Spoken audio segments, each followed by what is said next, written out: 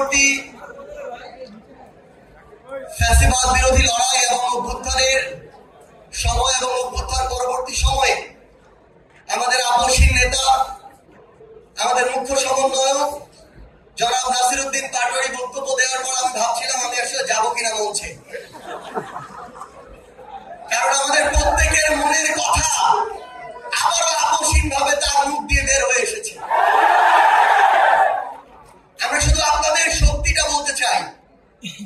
আজকে এখানে বাংলাদেশের 64 জেলা থেকে জাতীয় যুব শক্তির গুরুত্বপূর্ণ নেতৃবৃন্দ এখানে এসে উপস্থিত হয়েছেন।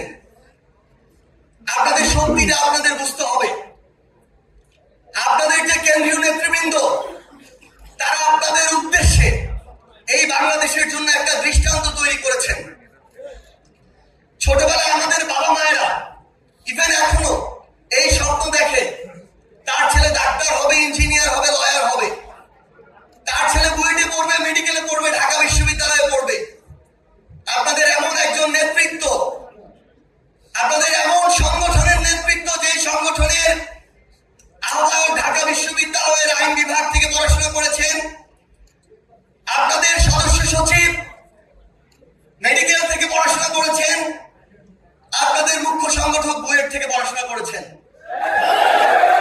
সম্ভবত বাংলাদেশের ইতিহাসে প্রথম এমন একটি দৃষ্টান্ত স্থাপন হয়েছে যে কোন একটি দলের যুব সংগঠনের প্রথম 3 জন নেতৃত্ব বাংলাদেশের সেরা 3টি শিক্ষা প্রতিষ্ঠান থেকে পড়াশোনা শেষ করে রাজনীতির মাঠে এসেছে।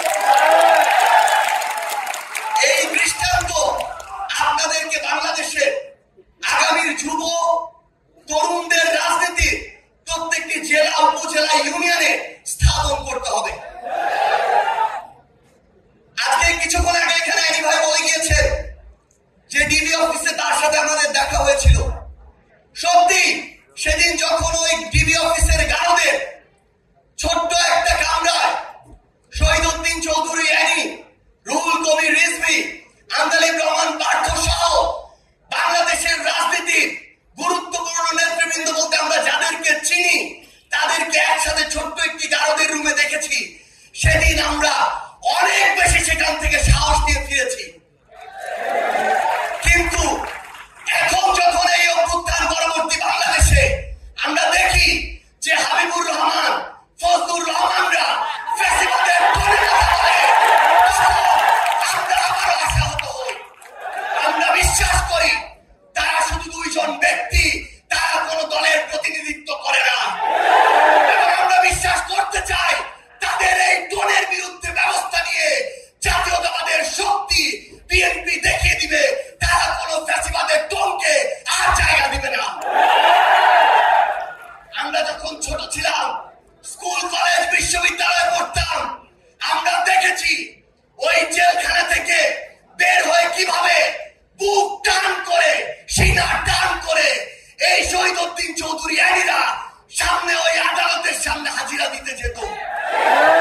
তার ওই হাঁটার দৃশ্য আমাদেরকে শিহরিত করে তুলেছিল। কিন্তু আমরা যখন দেখি আমরা একটা অন্যায়ের প্রতিবাদ করলে, আমরা সত্যি কথাটা তুলে ধরলে, আমরা যখন যৌক্তিকভাবে সমালোচনা করি, তখন আমাদের বিরুদ্ধে 10 কোটি টাকার মানহানির মামলা দেওয়া হয়। মনে করি এগুলো হচ্ছে আমাদেরকে ভয় ভীতি দেখানোর লক্ষণ। আমরা এটাও বিশ্বাস করতে চাই এই যে কিছু মানুষ যারা এই কাজগুলো করে, আমরা বিশ্বাস করতে চাই তারা বিএনপির প্রতিনিধিত্ব করে না। আমরা বিশ্বাস করতে চাই তারা অতি উৎসাহী হয়ে ফুটেজ খাওয়ার আশায় এই কাজগুলো করছে। কিন্তু আমরা তখনই সেটা বিশ্বাস করতে পারবো যখন দেখবো এসব লোকদের বিরুদ্ধে ওই সেন্ট্রাল কমান্ড থেকে উপযুক্ত ব্যবস্থা নেওয়া হয়েছে। সেদিন আমি একটি লেখা লিখেছিলাম। লেখার 2টা পার্ট ছিল, কারণ ঘটনা 2টা ছিল। আমাদের একজন সাংবাদিক ভাইকে বিএনপির ওইখানকার স্থানীয় একজন কর্মী আহত করেছে, এটা ছিল প্রথম প্যারা, যেটা সত্য। দ্বিতীয় প্যারা ছিল স্থানীয় একজন, আমি লিখেছিলাম চাঁদাবাজ সন্ত্রাসী, আমি স্পষ্ট করে লিখেছিলাম চাঁদাবাজ সন্ত্রাসী আমার আরেকজন সাংবাদিক ভাই তুহিনকে গলা কেটে হত্যা করেছিল। যখন আমি কয়েক ঘন্টা পরে দেখলাম ওই লোকটি চাঁদাবাজ সন্ত্রাসী ছিনতাইকারী সন্ত্রাসী। কিন্তু আজকে আমি দেখছি যে এই যে ট্যাগগুলো কিংবা এই যে মানুষগুলো যে অপকর্ম করেছিল, ওই চাঁদাবাজ, ওই সন্ত্রাসী, ওই ছিনতাইকারী, কেন ওই রকম স্থানীয় পর্যায়ে উপজেলার একজন দায়িত্বশীল সেই অপকর্মের দায়িত্ব নিজের গায়ে নিবে? এটা তো আমরা শুধু বিএনপি নয়, কোন রাজনৈতিক দলকে উদ্দেশ্য করে বলিনি।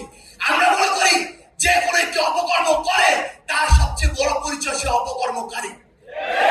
এবং আমরা চাই দলমত নির্বিশেষে সে যদি এনসিপির হয়, সে যদি যুব শক্তির হয়, তার বিরুদ্ধেও আমরা আমাদের কণ্ঠস্বর উঁচু করব। আমরা আমাদের মিডিয়া যারা ভাইরা আছে, আমরা দেখেছি কয়েকদিন আগে কিভাবে মিডিয়া আবার ওই 5ই আগস্টের পূর্বের যে রূপ, সেই রূপ যে কোনো সময়ে উদ্দেশ্য প্রণোদিত ভাবে দেখাতে পারে। যেই লোক বাংলাদেশে তো নয়, বাংলাদেশ থেকে প্রায় 13,000 কিলোমিটার দূরে ওই ওয়াশিংটন ডিসিতে বসে থাকে, এই মিডিয়া সেই লোকের সাথে আমাদের মিটিং করিয়েছে। এই মিডিয়া আমাদের সাথে সেই লোকের একসাথে নাস্তা করিয়েছে। এই মিডিয়া আমাদের সাথে সেই লোকের একসাথে বৈঠক করিয়েছে।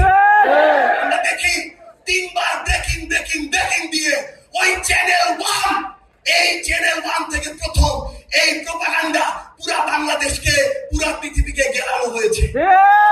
আমরা এখন ওই চ্যানেলের নাম দেখে শান্ত থাকবো না। আমরা দেখবো ওই চ্যানেলের মালিককে। আমরা দেখেছি ওই চ্যানেল 1-এর মালিক হচ্ছে গিয়াসউদ্দিন আল মামুন। আমরা দেখবো ওই গিয়াসউদ্দিন আল মামুনরা কার ছাত্র ছায়ায় এত বড় প্রোপাগান্ডা করার সাহস পায়। আমাদেরকে মিডিয়া কর্মীরা এটা পর্যন্ত বলেছে, ভাই আমরা কনফার্ম উনি দেশে নেই, কিন্তু উপরের চাপ আছে, আমাদেরকে ব্রেকিং দিতে হয়েছে। আমরা সেই সকল head of multimedia, head of news, ওই প্রডিউসার, ওই মালিকদের বলতে চাই, এই বাংলাদেশে এসব অপকর্ম করে আপনারা আর পার পাবেন না। আর আমরা ছাড় দিব না, ওই গোড়ায় গিয়ে আমরা হাত দিব। আমরা আরেকটি কথা স্পষ্ট করে বলি, আজকে নাকি সিআইডি কে তদন্তের দায়িত্ব দেওয়া হয়েছে। সিআইডি কে তদন্ত করতে বলবো, যেই লোক বাদী হয়ে কাজ করেছে তার আমলনামাটাও একটু যাচাই করবেন। কে চোখ ঘুরতে যদি সাপটা বের হয় তখন আমাদেরকে দায় দিবেন।